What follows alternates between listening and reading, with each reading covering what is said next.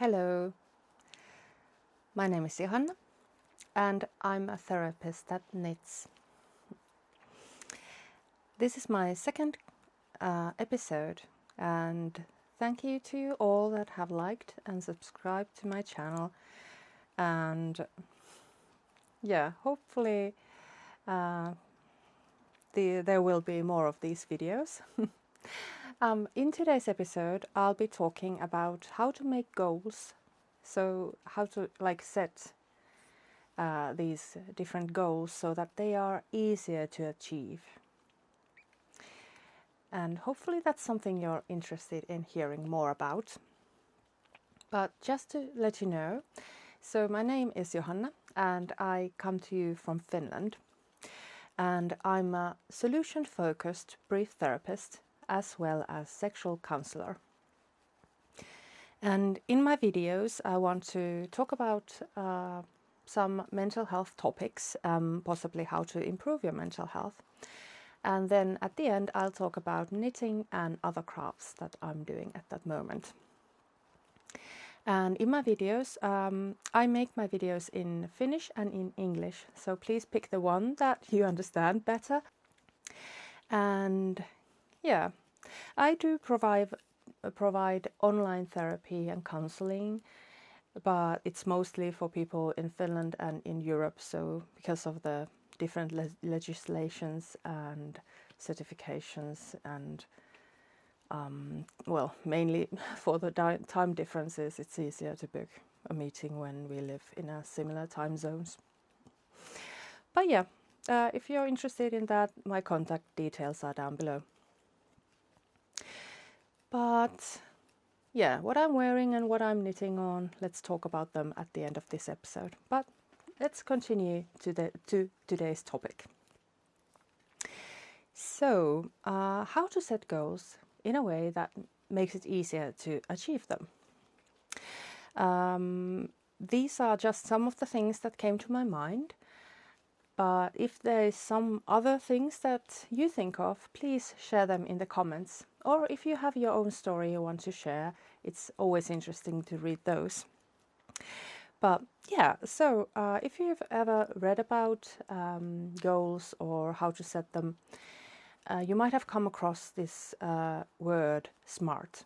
And it comes from words specific, measurable, achievable, relevant, and maybe even realistic, and time-based. So let's go through those words and what it means when setting goals by using this example. And in the first video I made about how to make starting easier, I used this example of going for a walk. And let's use that one again. So when you think of setting a goal, like something like, I would like to exercise a bit more, then it's not so specific, like what exactly is involved in exercising, what will you be doing, and how often is often. How do you measure that? Is it less often or more often than when you began? If you don't write anything down, it's hard to measure.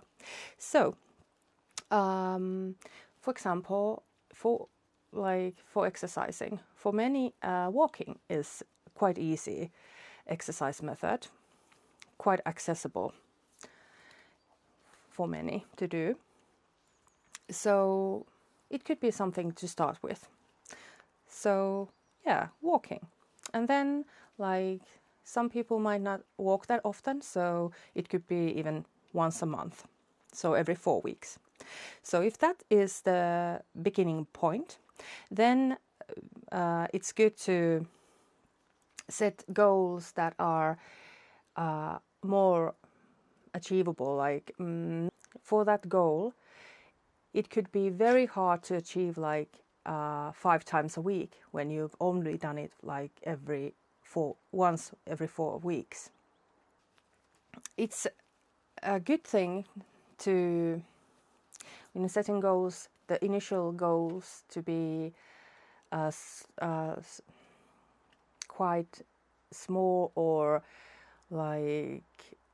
very easy to achieve, like just small steps towards a bigger goal. So, for example, I would think like maybe once a week or twice a week would be something that is possible, but not yet too much.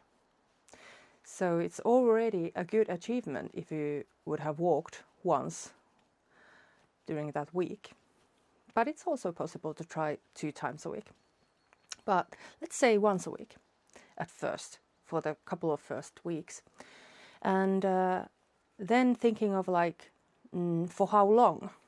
If you go outside for a walk, it could be good to have some sort of a goal for that walk. Like, do you measure time that it took you to walk, or do you want to measure distance from this place to that shop or that park or that certain location? It's whatever it's easier for you to understand or visualize, or what speaks to you. You choose that goal. But for me, I think measuring time would be easy. So like in the last video, we talked about doing it for 5 minutes. So the first couple of weeks, the goal could be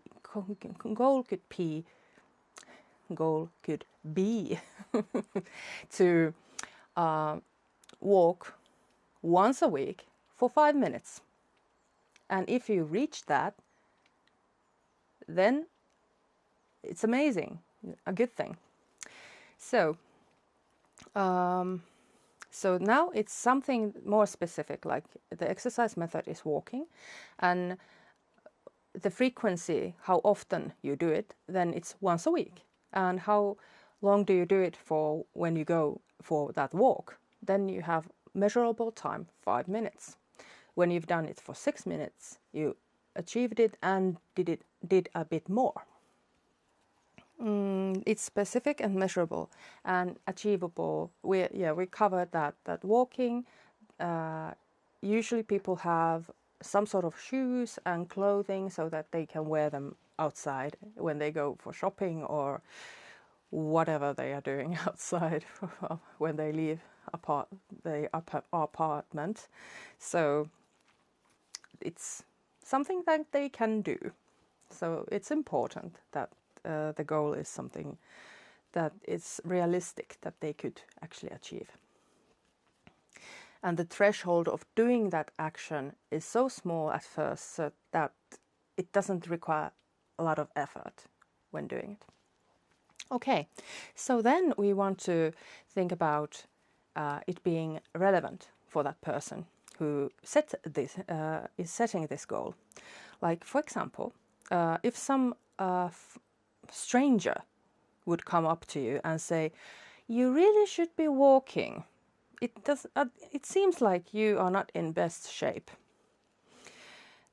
Then the reaction could be like, "Who are you telling me to do this?" Like, it doesn't feel good when someone else tells you what to do. But when it's coming from within you, like you genuinely think that it's a good thing to go for a walk, then you are more likely to actually put in the effort that is needed for this walk. So, and also, like, for example, knowing that to move your body, to exercise, to walk is something that is good for mental health, and anyone can use a bit of improvement in that department, because I think every day is different and it's very natural that there's highs and lows in your mood, and little bit of exercise, little bit of moving the body in outside fresh air, hopefully, then it's good for maybe brightening your mood. And even better if you can go to some nature spot where you can see water or trees or If that's not possible, maybe just looking at pictures or some videos about nature. But yeah, for this example, that walking would happen outside somewhere. Hopefully you would be able to go to that nature spot, some park or seaside or somewhere where you can see a bit of nature around you. But we go with whatever is available for us. So when there was regulations that you couldn't go outside, people did walk inside their flats, so in their apartments. So we go whatever we are able to do. So if you're afraid of going outside for some reason, you can walk around your apartment. Just do it for 5 minutes and maybe then have some relaxing music played in the background and maybe watch some videos about some nature spot and where there's possibly even birds chirping and other animal sounds and like more engaging and feeling more of actually being in that place. So yeah, anyway, that is possible and more achievable for you. Set those goals in that way. I'm only giving you some examples. You do you and make your own goals in a way that you can do them. I'm not able to think of all the different thousands of different options for you. It's just that this is something that I can come up with, but obviously other people have different lives, restrictions or whatever. So let's go with what we have got here and what's more achievable and reachable and realistic at this moment. And yeah, what else? Time bound. So when we are thinking of these goals, it's good to somehow give yourself a deadline, kind of like when we set this goal, we want to give a deadline, like until when would we have this habit of doing it once a week? When would we have this bigger evaluation of how we did? And we could like set, for example, a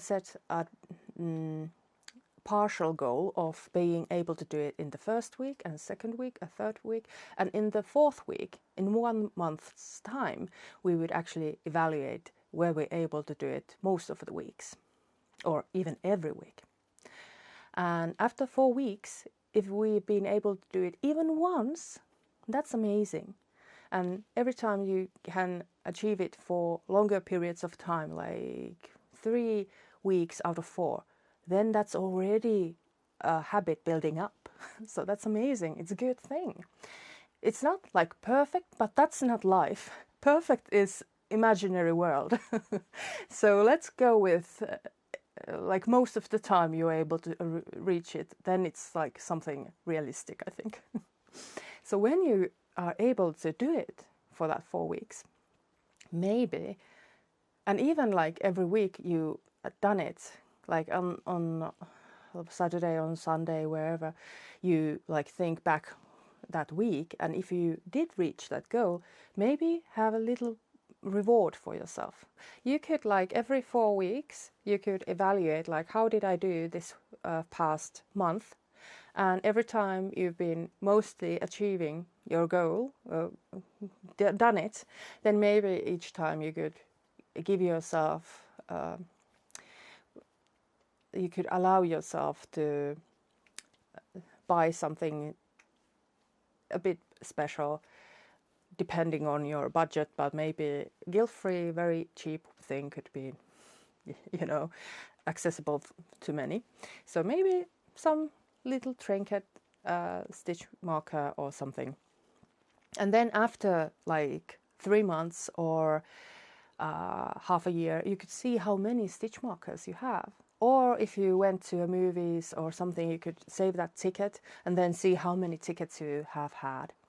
Or if that's not possible for your budget at the moment, maybe even like when you've achieved your goal for that week, or to that during that day, or in that month, maybe you could take a picture of yourself with your phone and like smiling and giving yourself a thumbs up, so that there's some sort of record where what you can look at when you think that, have I ever achieved a goal in my life? Because sometimes when you get like these lower moods, sometimes people can get this depressed feeling that I'm so bad at everything, I never do anything good, and I never achieve anything in my life. And that moment you could go and see your phone and look at all the smiley faces with thumbs up. And then you could like think, is this my thought and emotion 100% real? Or is this just something that comes up now because I'm feeling insecure, I haven't slept enough, and I've been very busy and haven't spent a lot of time with my friends and haven't been doing lots of fun things lately, so I'm feeling depressed a bit. So there could be other reasons than this thought or emotion being 100% true. So for the benefit of you in the future, please keep some sort of record of yourself when you have done a good thing and achieved some even minor goal. What do you think? Is that something you could do? So yeah. And what else? I think, many people have many things at the same time that they want to achieve. There could be like different tasks, or they want to keep their house neat and clean. So because that is something bigger goal that they want to achieve. There can be daily tasks like filling up dishwasher or washing the dishes by hand, or washing your clothes or duvets or whatever. And there could be like also washing your teeth. Those kind of like many things that can happen during 1 week's time, or even during one day, like daily tasks. Or there could be like, I want to knit socks, and I want to knit a blanket, I want to crochet some bag, and many projects. Or even like, I want to read this book. And yeah, so there's many things happening in your head and in your life at the same time. So possibly it can be better to have partial goals. So if you think that there's like many things you should be doing towards these different goals, it can help you. I would suggest that you would write down in a list what is some of the things that you've been thinking you should be doing. And then after you've listed some of those things, maybe you could like pick one thing or 3 things that you think that is a reasonable, realistic amount to do in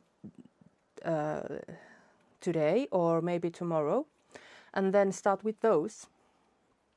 And then when you've been able to do them, maybe go through your list again and pick another thing. And just after you've completed that one thing in your list, maybe you can say like some sort of yay, I was able to do it, and then continue to do other thing. Like really noticing yourself doing it. And maybe like if you have that list, maybe cross over that thing that you were able to do. So it helps you organize the things in your head because you have this list. And possibly if there's like clean the bedroom, you might want to under that write what does it involve. Do you how do you clean the floors, and do you change the blankets, or what is the things that you do that you would know that it's done? All the different little tasks, So then you can cross over when you've done that one bit. Yeah, so it's maybe I think like having these really small partial goals. I'm not sure if that's a good way to express it, but having this goal and having the different steps towards it. And yeah, and then maybe like trying to think like, what could I do in the next 15 minutes or half an hour? What do I start? And then when you've completed it or done it for 30 minutes and it's in a good situation where you can stop doing it, and if you really think that some other task is more important in the next 30 minutes, you can continue with that. But you still like started doing it the first one. So I'm allowing you to do many things. Because if that's very natural for you, why do you fight that instinct? You just, if you have these two things that you need to be doing, maybe you start with the first one, continue with the second one, and go back to that first one later on. So you might finish the first one at some point during the day. But yeah, this is something you really need to know about yourself, and try and do some errors, and then try again, and maybe then you find the right way to do it, and then you're able to finish it, and then start a new project or set a new goal. And yeah, let's go back to that walking example. So after like 4 weeks, if there's been progress in this goal that a person would have walked once a week for 5 minutes a time for those most of the weeks, then it's possible to add a day. So there might be like twice a week, but 5 minutes at a time. But it's also possible that they still continue doing it for once a week, but like maybe doing it for 6 minutes or 10 minutes or a bit longer. But I think like mentally, if you put your goal, set it to very low threshold, like just 5 minutes, when you've actually walked for 30 minutes and your aim was 5 minutes, then you had a huge difference, like you did so much better than you first set out to do. But instead, if you set up your goal at doing it for 30 minutes, but you were just able to do it for 5 minutes, then it's crushing, like, I'm so bad at this. So please be generous and gentle to yourself and set the goals just small, and then gradually, if you want to change it, and like if you regularly walk 30 minutes, then that's quite realistic that it can be 30 minutes. Your goal is 30 minutes.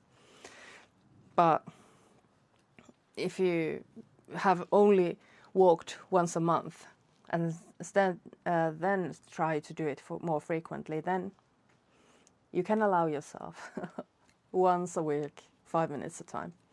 But yeah, just being...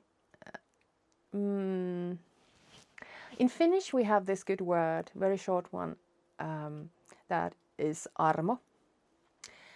And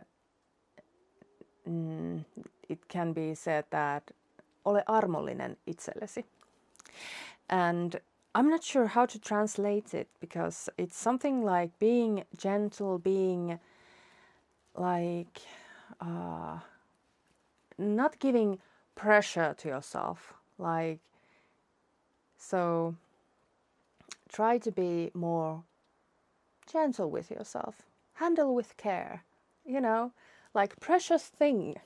You yourself are very precious. So don't be rough with yourself. Be gentle. So, yeah. And what else? I think I've said many of the things I wanted to say, but one extra thing is that when you're trying to learn this new habit, maybe I said it in the first video also, but it could be a good thing to try to maybe bind this new habit with something you are already doing. So maybe that walking bit, you could do it regularly while before, like going for grocery shopping, or before you go home after some maybe work or hobby or whatever you do that you've already gone outside, but before you enter your apartment or house, you then do that walking, because you eventually will have to go inside. But before doing that, maybe for 5 minutes, you could walk around that block, or yeah. Or yeah, so just like, or before eating dinner, or before washing your teeth in the evening, like, and doing this extra thing before some regular habit you already have. Then when you like do that, like eating dinner, when you've done it like this walking before dinner for some time, then when you're starting to eat dinner, you think of, yay, I been walking like yesterday, or should I go for a walk today? You can get into that,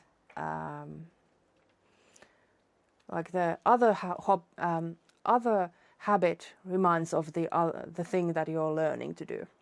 So it helps you in a way. So these little reminders can help you achieve your goals. And yeah. And those partial goals that I was talking about, like for a knitter, for example, if you're knitting a garment like sweater, you have different portions of the sweater. You make sleeves, and possibly if you would be seaming your clothes, you would have your front piece and back piece and 2 sleeves. And then it would be very easy to have this partial goal of, okay, when I get this one sleeve done, and it's like it helps to like feel achievement when you finish that part of the sweater. Like, well, if you've been doing sweaters from top down without seaming, obviously it could be when you have like reached this separation of the sleeves part, then you can like feel more of an achievement, like, yay, maybe I could have a little reward because I was able to reach this part. But because obviously that would, depending on the yarn weight, it could take you a week or many days, maybe even like having this partial goal of knitting for 5 minutes or 30 minutes each day. And when you've actually been doing it for 30 minutes, maybe can you drink a cup of hot chocolate, or have a little treat, extra treat for yourself for actually doing it regularly and achieving your goal, daily goal, daily quest, if you are into fantasy video games or something. But yeah.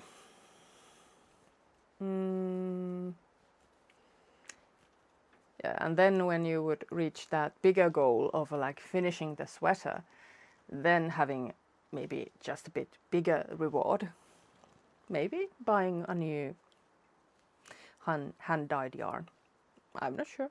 Whatever speaks to you and it's affordable in your budget. But at least taking those pictures with you smiling and giving yourself thumbs up would be good. So, what I talked today about setting goals, I told you that it's good to make SMART goals. So when you are thinking of like what do you want to achieve and how you would go about it, then maybe instead of a little vague, I would want to exercise a bit more often, that you can't really measure and really like evaluate like how well I'm doing if it's a bit vague. Being more specific, like what days of the week you will be doing for how long, and what type of task are you doing, what yarn, what needles, what project possibly, or maybe 5 minutes and any of the projects. But yeah, being more specific. And similarly, like how can you measure, how will you know after a week or and at the end of the day, did you reach your goal? What was the exact task and measurable task you wanted to achieve? Like writing that one email, sending that one job application, that's already or writing 5 minutes this one essay. That's something you can measure and then know you actually did it. And then being achievable, so the goal should be realistic, so that it's something you could actually possibly today and in a week's time or in a month you could actually achieve. Because like later on, after like 3 months, maybe this one person who have been walking once a week and then later twice a week and 3 times a week at some point, like half a year later, that person could be walking 3 times a week and 15 minutes each time. They then could like think of like, do they want to jog at some point, or add riding a bicycle in the mix at some point, or but like doing small steps and progressing slowly, it's easier to keep that habit going. Yeah.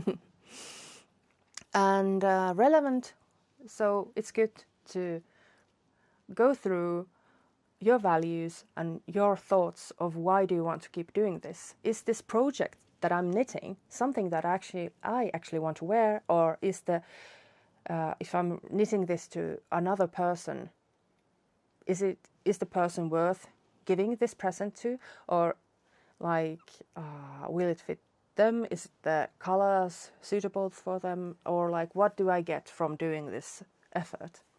So having this some sort of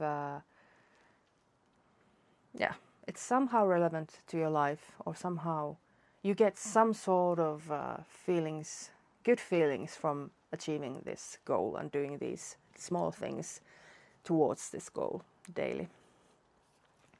And then time bound, so that you can evaluating how well you've been doing, and maybe like setting goals like after 1 week you evaluate, have you been able to do it? And if you notice that you've been, like for knitting, you might not have been knitting for a whole week. So you might, like, if that's something you want to do daily or even many times a week, then maybe like trying to set certain times when you're doing it, like before eating dinner, before putting that fork in your mouth, knit a row of whatever you're doing. Or even these double-pointed needles are quite good, because I have this goal of reaching to the end of this one needle. So this is like visually quite pleasing for me, that I'm like changing needles and progressing one stitch at a time, because even knitting this one stitch is one thing that I'm adding to my goal, to my end goal of having a finished sock. This one stitch even is something that I'm adding and doing actively towards this goal. So this is a difference in the point of view. Obviously, I still don't have a finished sock, but this is already quite a lot, and I'm enjoying the process. So yeah.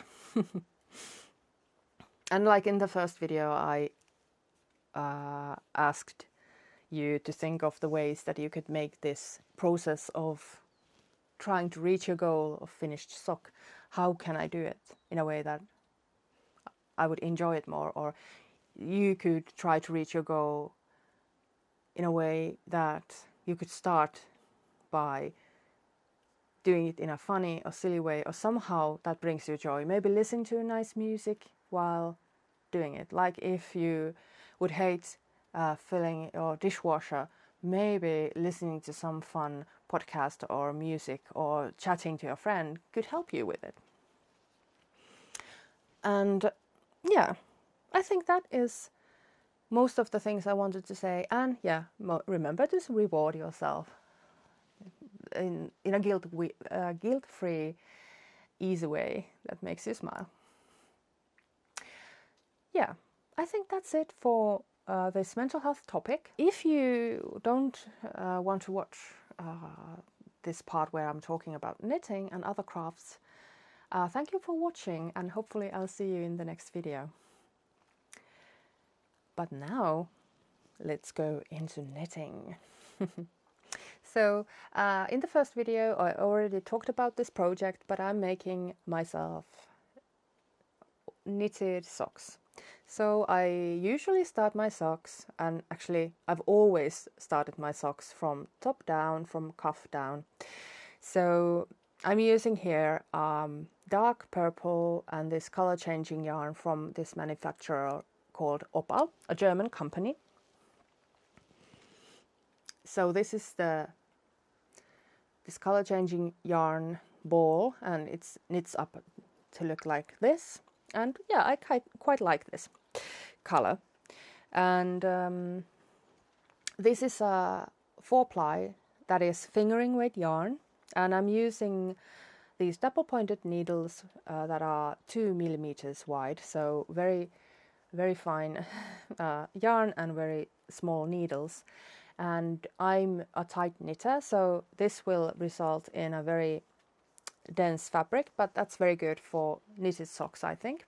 And I actually added a bit of 4 more stitches so that I can be certain that it fits me. But I want to have very snug socks so that I can use them with any pair of shoes that I'm wearing. And I'm knitting them 2 at a time, so I do have my other sock project with me, so that I can knit them until the heel flap, and then like get them to that point at the same time, and then making those heel flaps and gussets at the same time, like alternating the project, so that when I'm finished with that heel flap, then the other sock is ready for it's at the same point. And then like I will remember what I did. If I did any modifications with this one, I remember then in the second one, because I do it straight away after finishing this one. Yeah, you understood me, I'm sure. So I've been doing this for years, and usually I make these basic socks. I don't use any patterns. Obviously I have lots of nice sock patterns with different textures or color work things, but I don't usually follow patterns. I just want to use these different variegated yarns, or like different colorful yarns, and maybe think like I might make up some color work stranded knitting patterns in my head, and like do the first socks couple of rows and then do it in the second one. So I'm like creating that pattern and copying it in the second one while I'm going. For me, knitting socks, it's more about discovering these nice little color combinations, or like experiencing the joy of knitting more than like have to think hard, like what should I do for this pattern next. So yeah, and then I'm like, because this is a small project, I can feel the happiness of achieving something. I've finished a project. Like I get them faster than when I'm knitting sweaters, because for me sweaters are so much bigger projects. And yeah, this pair of socks, I'm knitting it while I'm talking with you, so I haven't been knitting this off camera in a way. Or I might have tried to film quite a few videos, and if this has been progressing a lot more than last time you saw it, it's because I've tried to film and then, yeah, the film never was published. Yeah, but let's put this down now. And the next thing I wanted to talk to you about is this beanie I'm wearing. So this is an old pattern from 2008, and it's only in Finnish, I think. It's called käänteinen, and it's, yeah, if you directly translate it, it's reversible. So it's similar looking on both sides. And in this beanie, I've used this Drops alpaca yarn. And yeah, this is kind of like yellowish orange color, similar to carrot, I think. And there's some color stripes here that just some leftovers from other projects. And yeah, I'll show you. So the thing with this beanie is that I learned the hard way that alpaca doesn't remember the shape it was after blocking and washing, because after wearing this, it stays in this floppy shape or like very relaxed stitches. And yeah, when I'm working outside and like doing things, it's very lively hat. So yeah, it's not very functional in a way, because it can fall off my head because it doesn't retain its shape. But I sometimes use it because then it matches my colors. And when it's very cold outside, like in the winter, when it's like, it can get as cold as minus 20 degrees Celsius or even minus 30 degrees Celsius. And then, because I have two of these hats, I can put them on top of each other, so I have double layers. Then the fit is quite okay. It's firm and thick on my head, and I'm very happy with that. Yeah, I don't think there's not that much to say about this hat. I think in the future I want to use a yarn that has, if it does have alpaca, I want to have yarn that also has some sort of other wool in there so that it could regain its shape a bit more. So that's what I've learned from doing this. But this is also a very mindless knit 3 purl 2 pattern. Or ribbing, whatever is the best way to express that. And then next is my sweater. So I'm not sure if I could show this to you. Maybe I'll film a bit of me using this or like wearing this in a longer distance.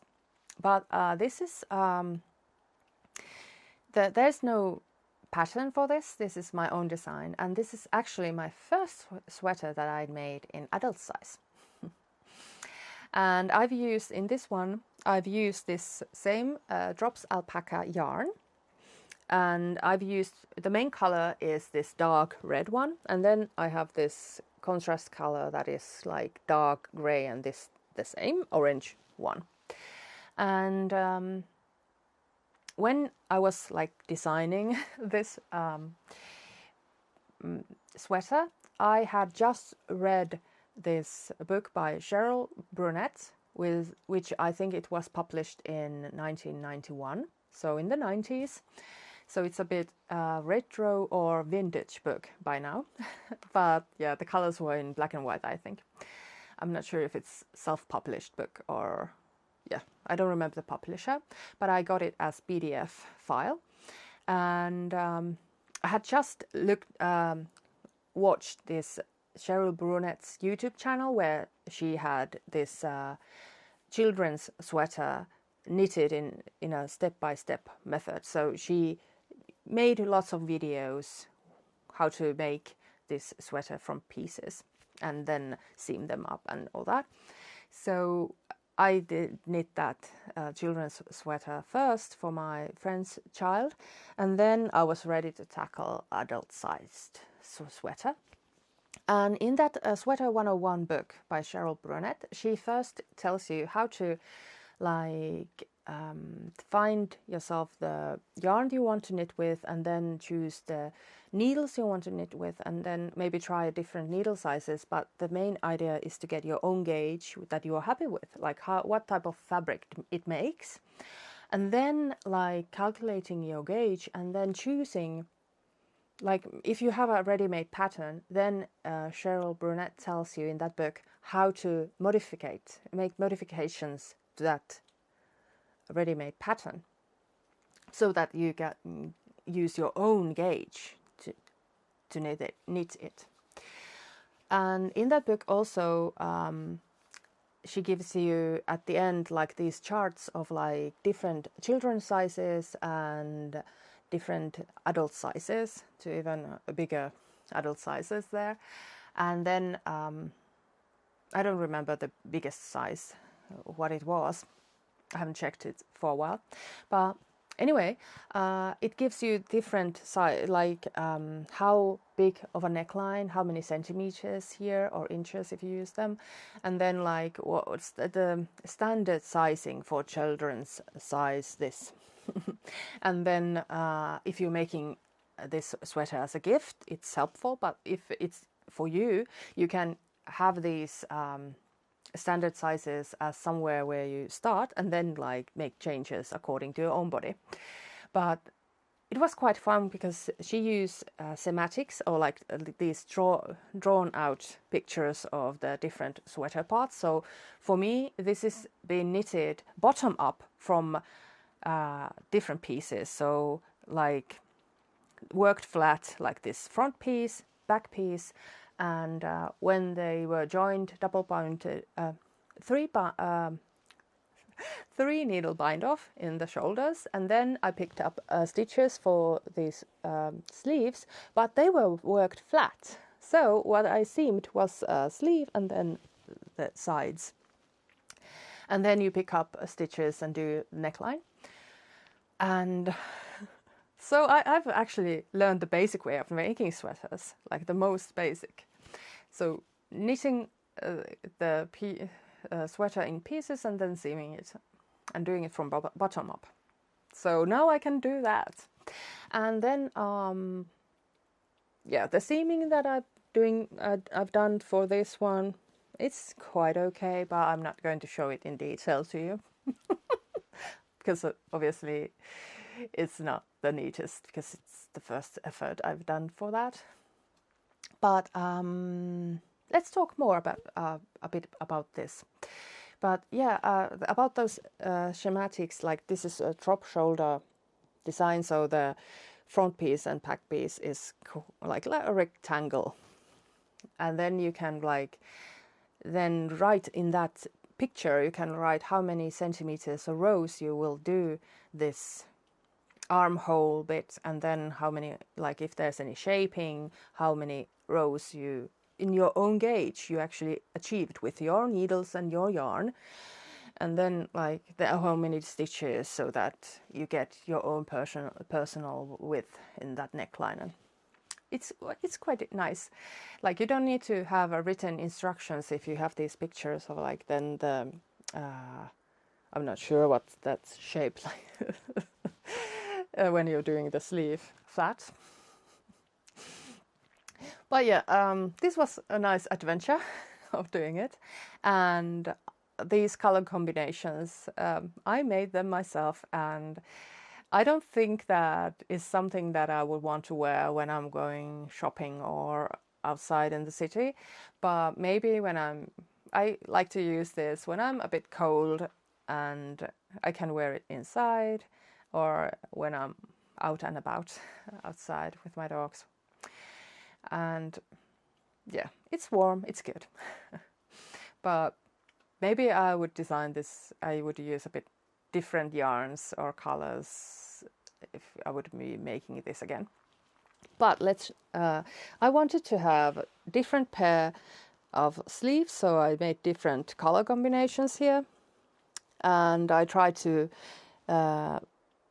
showcase this different yarn color with doing pearls, but I did too many pearl stitches though, so that it wasn't the effect I wanted, but I tried. It was fun. And then these sleeves, there's lots of fabric here, so I would like it to be like this, but now there's lots of space here, and that's life. I'm happy to use it, but it's still not the best. So I'm learning while trying out these different patterns or designing myself. And I'm actually quite okay with these sleeves because it's quite snug, but it's still, I can use them quite okay. And what else? Yeah, this neckline. I wanted to make quite wide neckline, but then when I was knitting it, I noticed that this is bad choice because this will be a warm sweater, and then it would be quite funny if I would have it very low cut. So I aggressively and drastically started decreasing in these corners in both sides, and then it resulted this fun, very personal flavored neckline. So it's round in the back, and then there's like this shape. I'm not sure if this is like horseshoe shape or whatever it would be, but it's my shape now. So it's warm, it's wearable, and it's like this drops alpaca. At first it felt very prickly to me, even while wearing something underneath, but now after I've been wearing this for many years, every now and again, it's softer now, and it's not so bad, this fluff that is on top of this sweater. There's not that much pilling as I don't know if this little fluff that is on top of this fabric, if there's so much of it, I will not be depilling this. This is just, I'll just wear it where nobody sees, and now on YouTube. But this is just something that I think I can be happy with. This, I had a goal of finishing my first sweater, and I achieved it, and I'm proud of it. I think that's it for now. I talk so much about mental health topics, so I think this video is going to always be quite long because of that. So I'll do my different ready-made like finished garments or what I'm knitting at the moment. Like I'll try to keep it short so that this will not be a movie's length of video every time I'm doing this, because I'm also talking in Finnish next, so I try to be reasonable with my goals. So, but I think I'll next time I would like to, as a mental health topic, I would like to talk about values, so that what guides you when you try to pick what's important to do next, and how much time do you use in different things, in different aspects of your life. So values are important guidelines in making those decisions. So maybe let's go into that. And I have a couple of books, 3 books that I want to go through just to remind myself what's good things to talk about. But for my knitting part, I might use, maybe I'll wear one of my favorite shawls or scarves. I'm not sure which one it is really. It has a shawl shape, but it became so tight that it's more of a scarf. Yeah, I'll talk about it next time. But I would like to go through my yarn stash before going to this. I hope to go to this big crafts fair that is happening in Tampere in the middle of November. there's many lovely yarn sellers, and there's many lovely finished indie hand dyers there, and even like Finnish wool sold there, and obviously lots of fabric for sewing or doing embroidery, and so many lovely crafts that I want to look and be inspired. And it's a very big one, so there's lots of people, but I just enjoy seeing all those crafty people. And yeah, so I sometimes get into this mind space where I'm using a lot of money, even depending on like it. I might have a budget, but that I don't stay in that. So maybe going through my yarn stash and like thinking of different projects that I want to use those yarns for, maybe that would help me to just go and see those lovely yarns and talk to different lovely sellers. But maybe I could try to not buy anything, or just one skein or something. But yeah, I'm looking forward to that, because it's like my biggest event of the year. It's like Christmas before Christmas. So yeah, I'll see if I can share something with you after being there in that yarn. For me, it's yarn festival, because that's what I'm like looking at mostly. Yeah, I think I'll stop this video now, and I was very happy that you joined me for this, and hopefully I'll see you again in the next video, and I hope you have a lovely day, and see you again soon. Bye.